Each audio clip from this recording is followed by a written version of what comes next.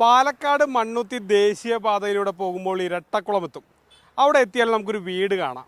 ഈ വീട്ടിലുള്ളവർ ഇപ്പോൾ ഇവിടെ താമസമില്ല. ഇരട്ടക്കുളം സ്വദേശി ദീപുവും കുടുംബവുമാണ് ഈ വീട്ടിൽ താമസിച്ചിരുന്നത്. കാരണം എന്താണെന്നറിയോ? എനിക്ക് മുന്നിൽ കാണുന്ന ഈ കുഴി ഇത് ഈ വീട് പണിയുമ്പോഴൊന്നും ഇവിടെ ഉണ്ടായിരുന്നതല്ല. ദേശീയപാത വന്നപ്പോൾ മണ്ണെടുത്താണ് ഇവിടെ ഒരു കുഴി രൂപപ്പെട്ടത്. അവർ തന്നെ അത് കരിങ്കല്ല് വെച്ച് കെട്ടിയും തന്നു.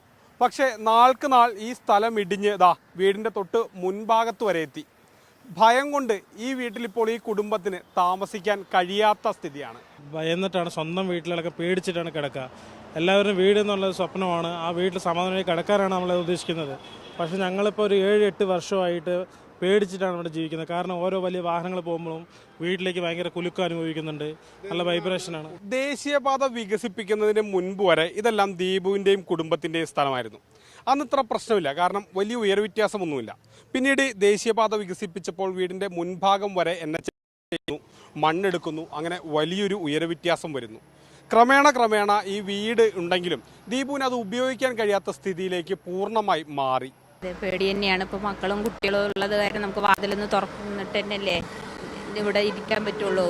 വെളിക്ക് വരാൻ പറ്റാത്ത ഒരു അവസ്ഥയാണ് ഇപ്പോൾ ഉള്ളത്. ഇതൊക്കെ നേരത്തെ അവർ 150 പൈസയിൽ നിന്നാണ് നമ്മൾ ഒഴിവാക്കിയതാണ്. ഒരുപാട് മണ്ണ് ഇവിടെ നിന്ന് എടുത്തു പോയിട്ടുണ്ട്.